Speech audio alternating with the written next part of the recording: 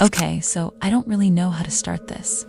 I've been trying to write it down for weeks now because people keep telling me I should. They say it helps to get it out. I don't know if I believe that yet, but here it is. My name is Daryna. I'm 19 years old. I grew up in a small village called Krovyanka in rural Ukraine. And I mean small, maybe 40 houses, one unpaved road running through the middle, a river at the edge of the fields, and a forest behind everything. The kind of place most people drive past without knowing it exists. I don't live there anymore. I left 8 months ago, and I am never going back. Not ever. I want to be clear about something before I start. What happened in Krovyanka was not normal. I know that now.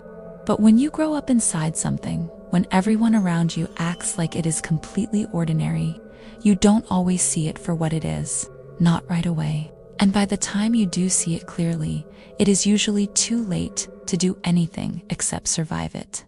So, here is what happened. I was the younger daughter.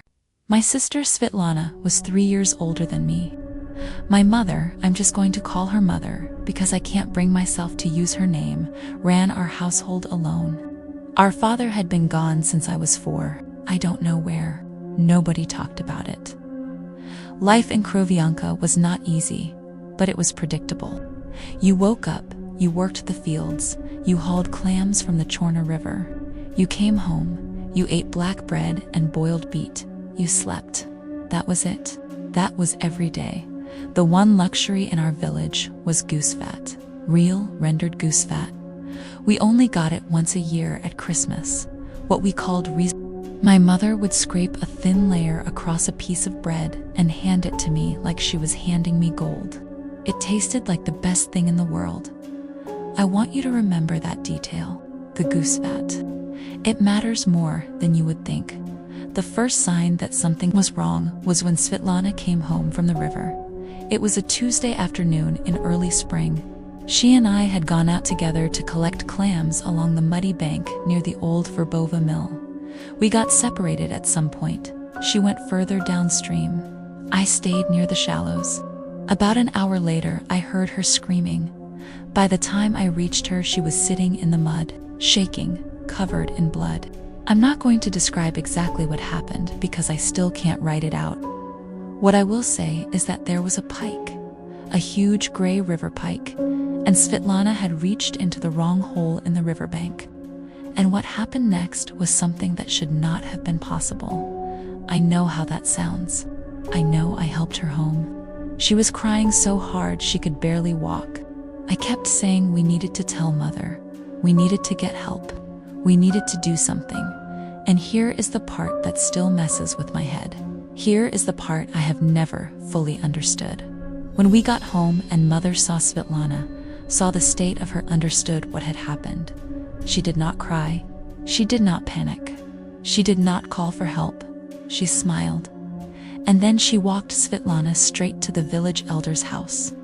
Elder Mykola Hraharovich was maybe 60, stocky, gray-bearded, always wearing the same heavy coat. He was the most respected person in Krovyanka. Everyone did what he said. Nobody questioned him. That was just how it was when Mother brought Svetlana to him. He nodded like he had been expecting them. He looked Svetlana up and down slowly.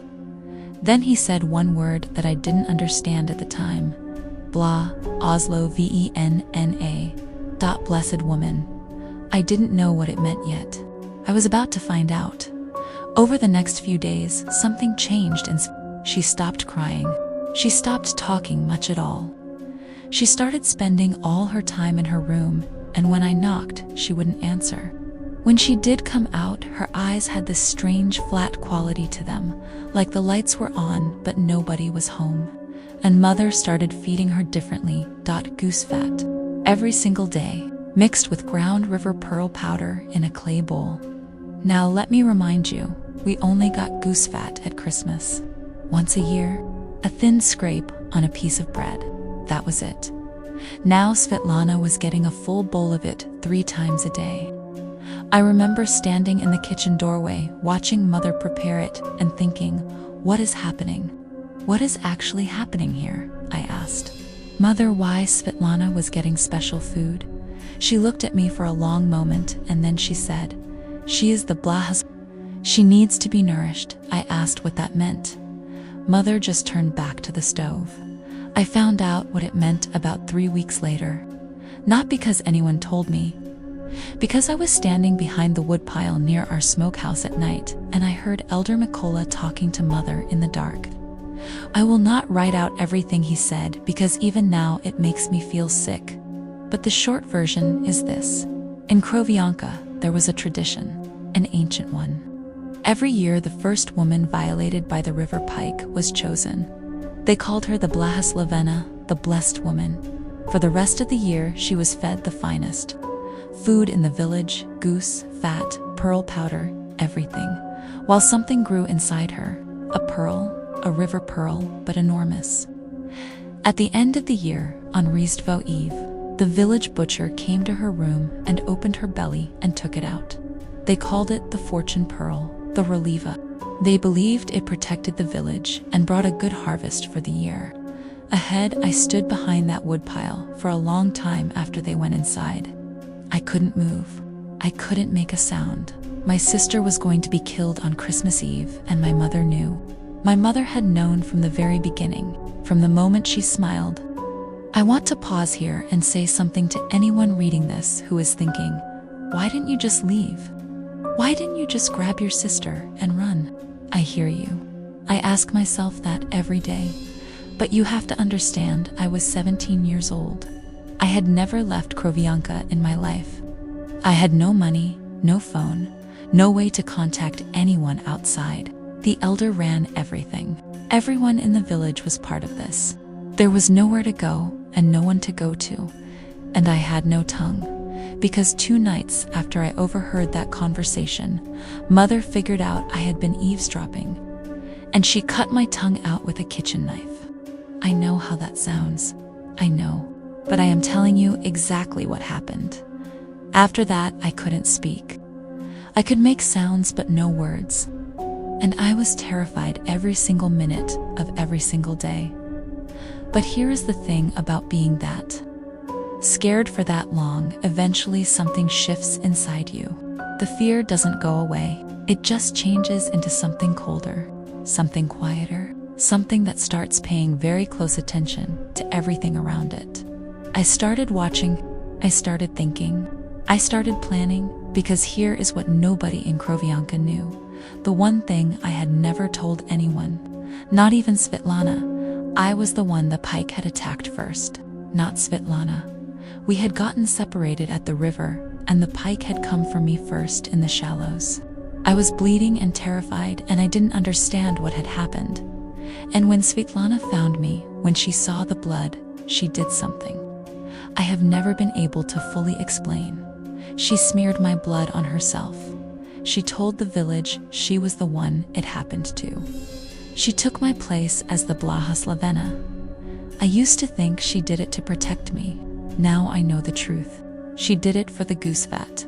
She thought she could enjoy a year of rich food and then escape before Rіздvo Eve.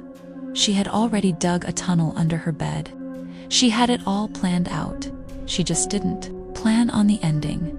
I am not going to walk through every single thing that happened after that, because this is already long, and honestly some of it I am still not ready to write out in full. What I will tell you is this. My best friend Oksana, who had been the Blahoslavena the year before me, who I had watched get dragged away by the butchers, who I had believed was dead, was not dead.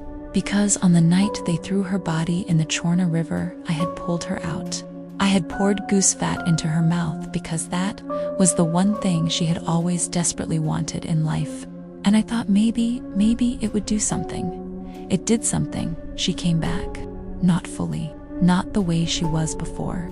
Her eyes were white, and she moved slowly, and she never spoke from her mouth again. But she was there. She was present. And when the village elder and the other villagers saw her walk into the village square, they fell to their knees because the old clan records said a resurrected Bladeslavena was a divine sign from God. That was the moment everything changed.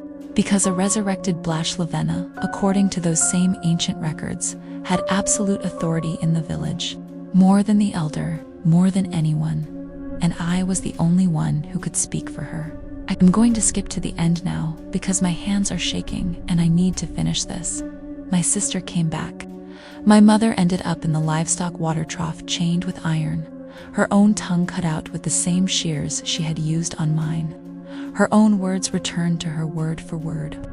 The village elder was on his knees in the frozen mud of the square, and me, 17-year-old Daryna, who had never left Krovyanka, who had no money, no voice, no power, I was standing in the middle of all of it. On Rіздvo Eve, the elder came to my door with Butcher Stepan behind him. He said the village had fed the Blashlevena well all year, and now they needed the fortune pearl. He was not wrong that she had been fed well. He was not wrong that something had been growing. He just didn't know it wasn't only growing in Oksana. I left Krovyanka 2 days after Rіздvo. I walked 11 kilometers to the nearest town in the snow, with nothing but the clothes on my back and a cloth bag. I don't talk about what was in the bag. I have been in the city for 8 months now. I have a small room. I work at a bakery during the day. I don't sleep well. I still flinch when I hear certain sounds, the crack of river ice, the smell of rendered fat, the particular silence of a winter night in a small place with no streetlights. Sometimes I think about the people still living in Krovyanka, the mothers who pushed their daughters forward in the village square that day, all desperate to offer up someone else's child, the elder bowing in the frozen mud. I wonder if they found another Blashlevena this year. I wonder if they looked for me. I keep my curtains closed at night. I lock my door twice. I take a different route home from the bakery every single day. And sometimes, not often, but sometimes, I reach into the cloth bag and hold what is inside it for a moment, just to remind myself that it is real, that I got out, that I survived. It glows faintly, even in the dark. My name is Daryna. I am 19 years old, and I am never going back.